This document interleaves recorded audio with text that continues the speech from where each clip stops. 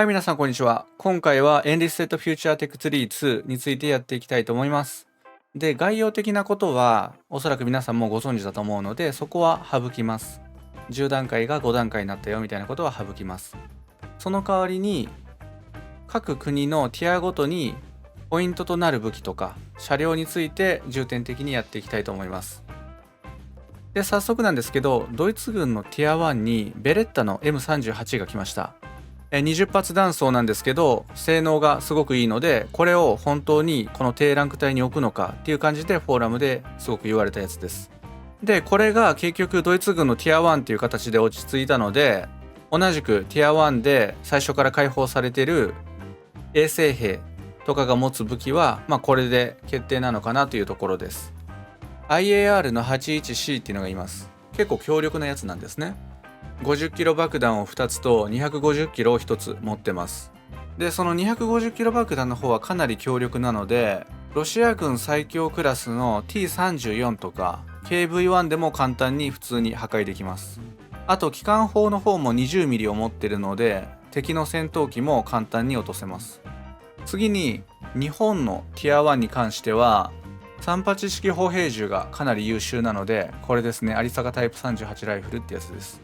これがポイントになってきます。で、サブマシンガンの方はこの100式の機関単銃が来てるので、これも結構優秀です。ちょっとね、発射レートは遅いんですけど、で、次にアメリカ軍のティア1なんですが、ライフルとかサブマシンガンっていうよりは戦車がいいのが揃ってます。で、よくノルマンディーキャンペーンなんかでも今でも普通に見かけるこの M5 とかスコットみたいな戦車もこのティア1でアンロックっていう形になってます。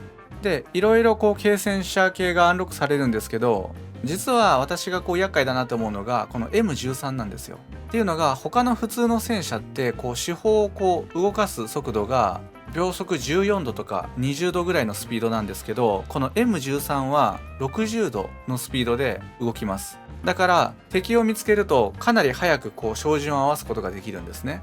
で、この新しいティアシステムではこの M13 に対してもその肉薄攻撃を仕掛けないといけないっていう場面が今まで以上に増えます。ってなった時に近づくのがなかなか難しい M13 っていうのが結構意外と厄介になるかなっていうところです。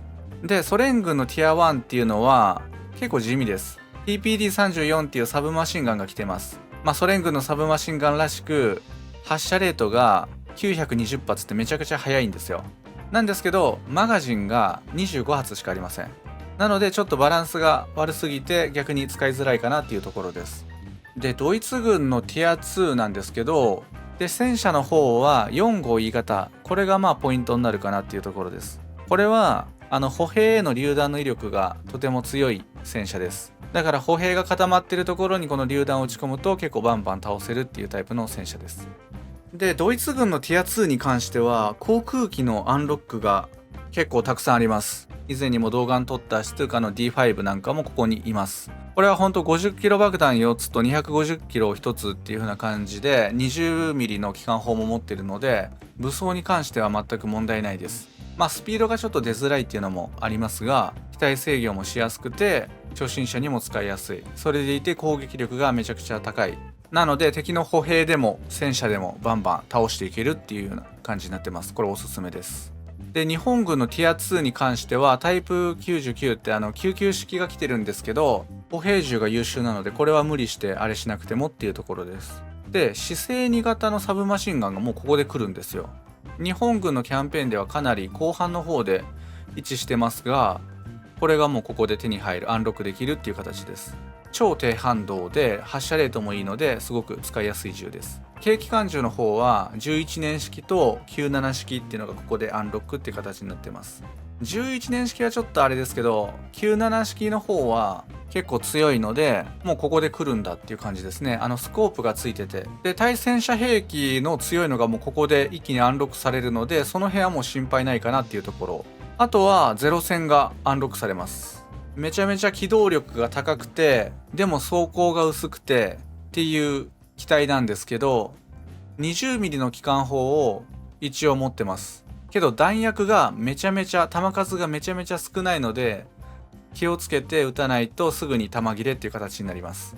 もう私はこのゼロ戦の操縦のために戦闘機のキーコンフィグを変えたぐらいです。で、次がアメリカ軍のティア2なんですけど、で、ポイントとなるのは P38 ライトニングがここでいます。これも私がよく使う愛機です。本当に優秀です。で、P38 はその独特な機体構造っていうのもあって、武装が中央に集中してるんですよ。だから機銃の弾道とかロケットの弾道っていうのがすごくこう直線的で直感的なので、もうとにかく当てやすいんですね。狙いやすい。それでいて威力も強いっていう風なのが特徴です。で、ロケットはもうすごい強力なので、敵の戦車でも歩兵でも何でもまとめてバーンともう破壊するだけの力を持ってます。で、機関砲の方も 20mm なんで、ドッグファイトでも敵の戦闘機をこうどんどん落としていけるっていう風な感じになってます。これすごいおすすめです。で、ソ連軍のティア2に関しても航空機がいい感じです。で、P40 とか、こっちも100キロ爆弾を6個持ってるので、結構優秀です。で、戦車は T28 なんかは機銃を3連でこうバーッと撃ったりするんで、歩兵の処理とかが得意です。M38 と並んで話題になった PPS42 っていうのがここに来てます。で、PPS43 も同じティア隊に来てるんですけど、まあこっちはね、発射レートがさらに速い版なんですよ。ただまあマガジン数を考えると42がバランスがいいかなと思います。スターリングラードのフルアクセス権を持ってる人は今のうちに PPS42 をスターリングラードで買い揃えておくといいかなと思います。で、次がドイツ軍のティア3ですね。ここにゲベア41がいます。ここでセミオートライフルの登場っていう感じです。まあ標準的なセミオートライフルです。で、サブマシンガンの方に MP40、これもポイントになってきますね。まあ低反動で狙いやすくて扱いやすい。ダメージもちょっと重めで、まあ、発射レートが若干遅いっていうのがあるんですけど、まあみんな大好き MP40 っていう感じです。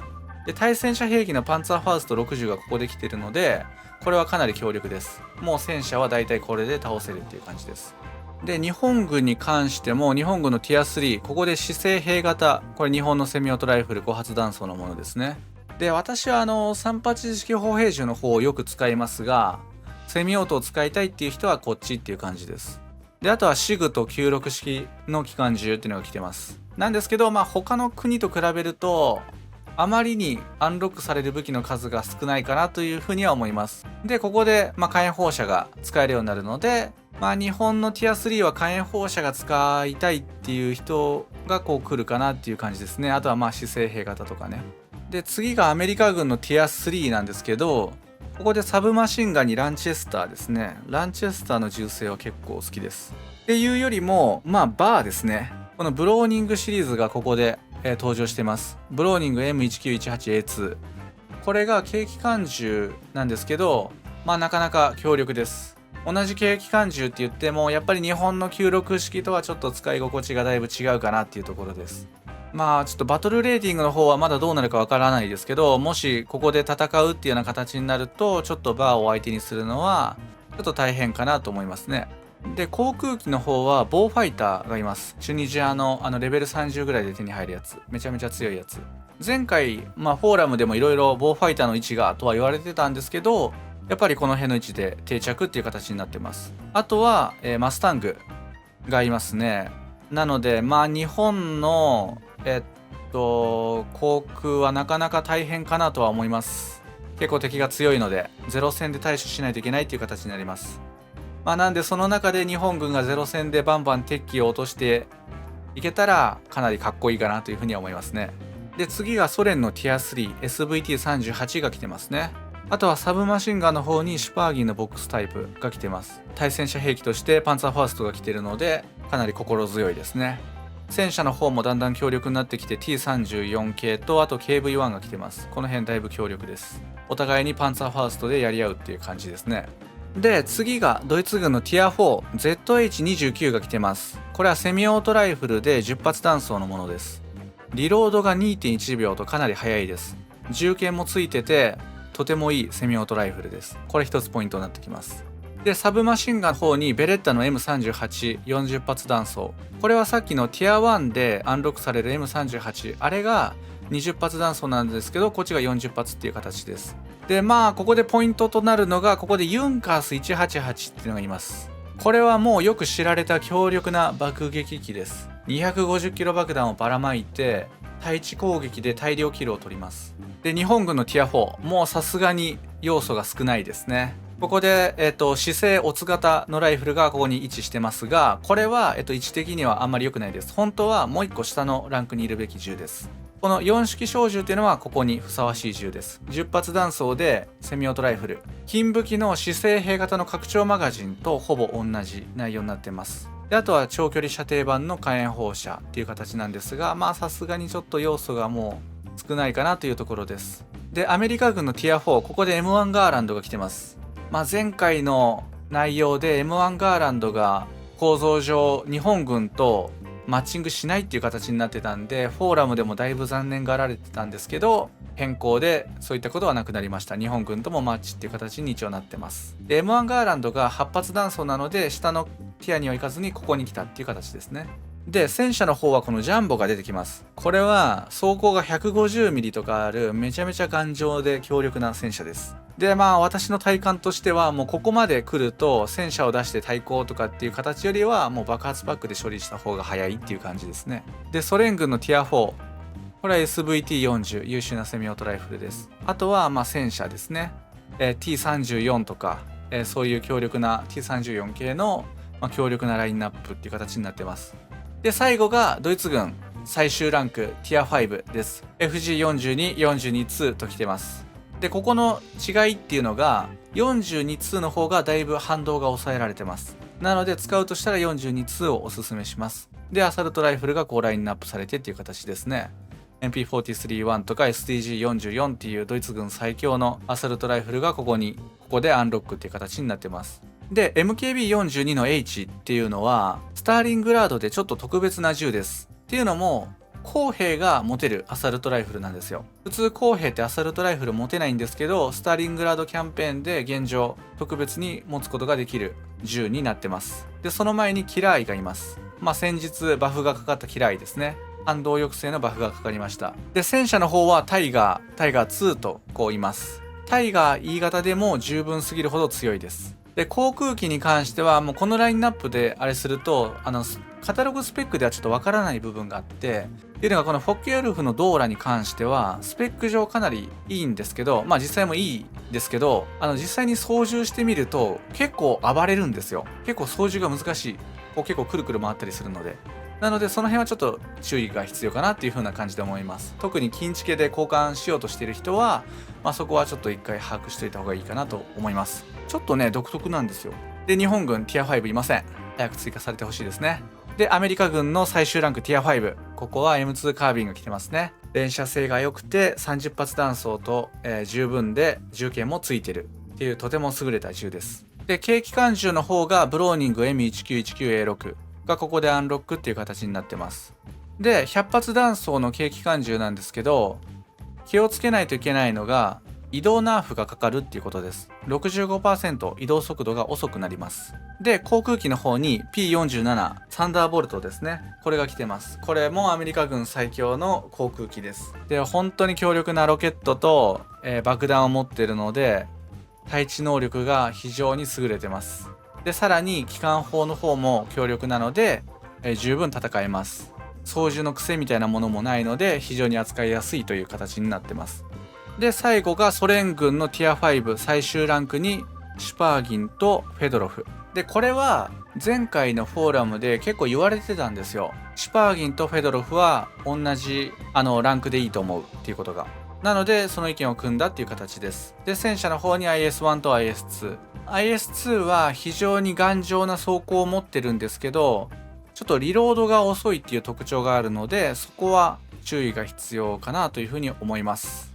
で、アイテムの方も短縮されて3段階という形になりました。ポイントとなるのが爆発パックの位置です。この爆発パックよりも下にいる戦車っていうのは、その爆発パックの脅威がなくなるわけですから、ちょっとポイントになってくるかなというところです。で、大型ポーチの方もティア3っていう形になりました。前回は10段階中の6っていう形になってたので、ちょっとアンバランスだったんですよ。このティア3になったのはいいかなというふうに思います。で、全体的にいい傾向の変更なんですけど、まあ、ハッピーエンドで終わらせてくれないのがカタツムリです。拳銃を謎の5段階のティアに分けてきました。やっぱりね、一筋縄ではいきません。ここは現在でもフォーラムで色々言われてる内容で、もう少し拳銃の段階をこう小さくした方がいいんじゃないかなっていう意見がちらほらあります。ここからまたさらにティアが変わるのかどうかわかんないですけど、そういった意見がこう出てきてるっていう感じですね。で、全体的に見てバランスがいいなって思うのがやっぱドイツ軍で、各ティアごとにちゃんといいものが揃ってるなっていう風な印象です。で、日本軍はやっぱりコンテンツをどうしても増やしてほしいなっていうのはありますけど、割と初期の段階でいいものがちゃんとあったりだとか、対戦車兵器が揃ったりだとかいうところがありますね。で、アメリカ軍はこのティア1から結構いい戦車が揃ってるなとかいうふうに思いますし、ソ連軍は逆にティア5になってきた時にフェドロフとかシュパーギンみたいな、他の国と比べてもかなり優れてる銃が揃ってくるので、そういったところも違いとしていろいろ見られますね。大型アブデでかなり一新するエンリステッドなんですけど、これが吉と出るか凶と出るかそれは分かりませんが、ティア制度の導入によって戦場はかなり新鮮な感じになるでしょうね。てな感じで今回はエンリステッドの新しいテックツリーについてやっていきました。ご視聴いただきありがとうございました。いろんな要素について解説していきたいと思いますんで、チャンネル登録とよろしければ高評価の方もぜひよろしくお願いします。ではまた次の動画で。